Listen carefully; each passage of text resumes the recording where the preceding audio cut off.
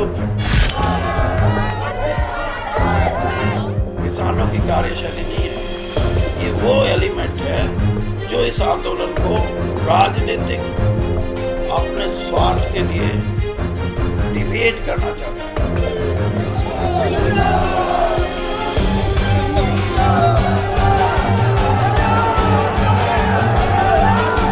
सांपला में किसानों का विरोध चौधरी वीरेंद्र सिंह को आहत कर गया है। किसानों ने जिस तरह से वीरेंद्र सिंह के जन्मदिन कार्यक्रम में हंगामा किया और काले झंडे दिखाते हुए बाइक रैली में तोड़फोड़ की है, उसे देख पूर्व केंद्रीय मंत्री वीरेंद्र सिंह को बड़ा दुख पहुंचा है। दिल्ली में प्रेस कॉन्फ्रेंस को संबोधित करते हुए वीरेंद्र सिंह ने किसानों के कई मुद्दों पर बेबाकी से अपनी राय रखी है और सांपला के विरोध पर भी दो टूक कहा है कि इस विरोध से उन्हें बड़ा कष्ट हुआ है। मेरी एंग्जाइटी ये है कि अब समय बीतता जा रहा है, हमारे को बात करनी चाहिए, सरकार को भी करनी चाहिए, ये मान के चलें।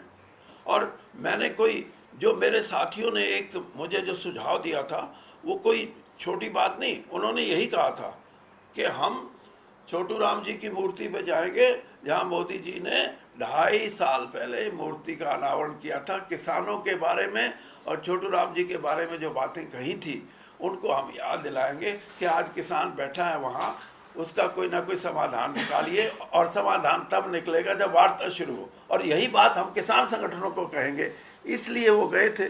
लेकिन आज जिस तरह का वहाँ माहौल हुआ उससे मुझे दुख है। सर, जैसे कि लगातार जो भाजपा के काफ़ी नेता हैं जो किसानों की बात करने के लिए जगह जगह रैली कर रहे हैं, उनको रोका जा रहा है, विरोध प्रदर्शन किया जा रहा है। आपके साथ भी एक घटना घटी, आपको भी काले झंडे दिखाए गए। तो जेजेपी की सरकार है गठबंधन की मिली हुई भाजपा के साथ, कहीं ना कहीं उसकी भी निंदा की जा रही है। इस गठबंधन की सरकार को किसानों ने नकार दिया, इस पर क्या कहेंगे कि जेजेपी भी किसानों की हितैषी सरकार अपने आप को कहती है? देखिए, नंबर एक बात तो ये, मैं तो था ही नहीं वहाँ, मेरे को नहीं जाना था, क्योंकि मैंने तो ये पहले बोल दिया था कि ये संगठन है 4, इनका कार्यक्रम है, मैं नहीं जाऊँगा। तो एक तो ये बात। दूसरी बात ये कि 2 तरह का वातावरण है। एक वातावरण है जो टोल प्लाजा पे है, एक वातावरण है जो सिंगू बॉर्डर, टिकरी बॉर्डर और गाजीपुर बॉर्डर का वातावरण है। इन दोनों में थोड़ा सा फर्क है। ये मैं इसलिए कह रहा हूँ कि किसान संगठनों को ये बात ध्यान में रखनी चाहिए कि समाज साथ चलेगा तो हर चीज़ तेज़ी से चलेगी, और सामाजिक दृष्टि से हमें अपना ताना बाना इंटैक्ट रखना है, उसको सुरक्षित रखना है, उसको बिगड़ने नहीं देना। तो गठबंधन की सरकार पे कुछ बोलेंगे? भाजपा और जेजेपी की सरकार सुचारू रूप से चल रही है, क्योंकि कहीं ना कहीं किसान विरोध कर रहे हैं। जेजेपी हमेशा किसानों की अगुवाई करते आई है, मगर कहीं ना कहीं अब पीछे दिख रही है। मैंने बता दिया कि जेजेपी और भाजपा जो गठबंधन है वो तो एक कंपल्शन का, क्योंकि बीजेपी को स्पष्ट बहुमत नहीं मिला, उन्होंने 10 सीटें जीत ली और सरकार बनाने के लिए उन 10 को अपने साथ जोड़ लिया।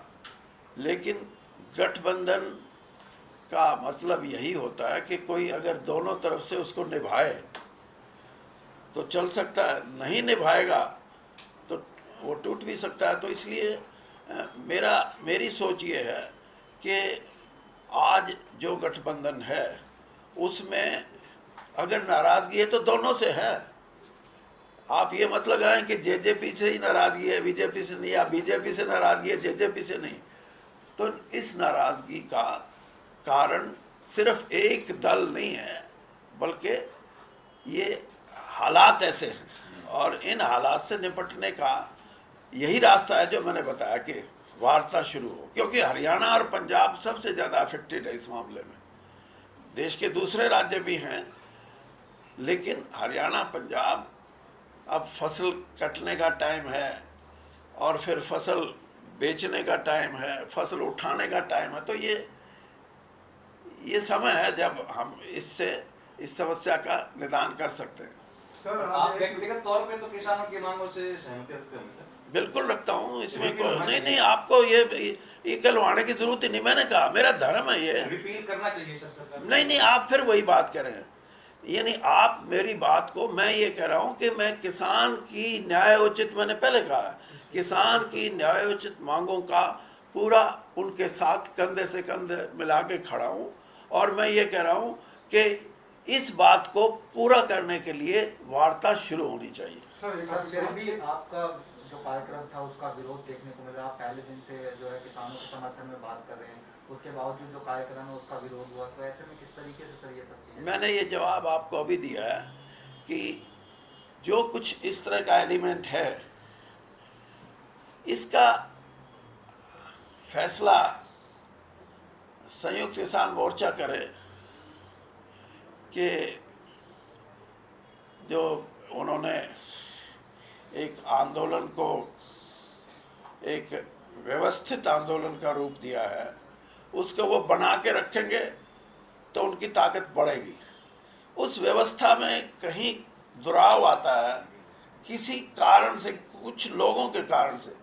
मैंने यही बात आपसे कही थी कि इसको कुछ ऐसे एलिमेंट हैं जो राजनीति को मद्देनजर रख के आंदोलन के माध्यम से एक आगे बढ़ने की कोशिश कर रहे हैं, वो सही नहीं है। सरकार भी सर यही कहती है कि छोटा ग्रुप होना चाहिए बातचीत के लिए। इतने बड़े ग्रुप है, अलग अलग बातें जो है निकल कर सामने आती हैं, तो सर सबकी अलग अलग राय भी होती है। जो पिछली मीटिंगें हुई हैं उसमें भी किसी प्रकार की बातें थी।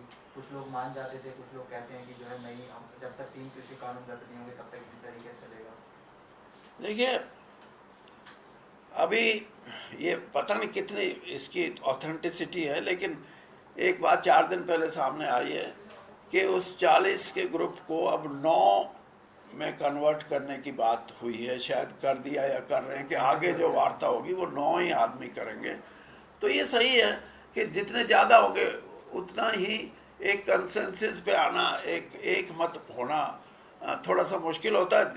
अगर गिनती थोड़ी हुई तो जल्दी फैसले हो सकते हैं, ये सही बात है। सर एक आखिरी सवाल, ये आज दिल्ली से सांपला में कुछ लोग गए छोटू राम जी की मूर्ति में, वहाँ किसानों ने डंडे से, लाठियों से, कुदाल से उनको मारा, काफ़ी चोटें आई। मेरे पास शूट है उस चीज़ का, तो इसके बारे में किस प्रकार की कार्यशैली है किसानों की?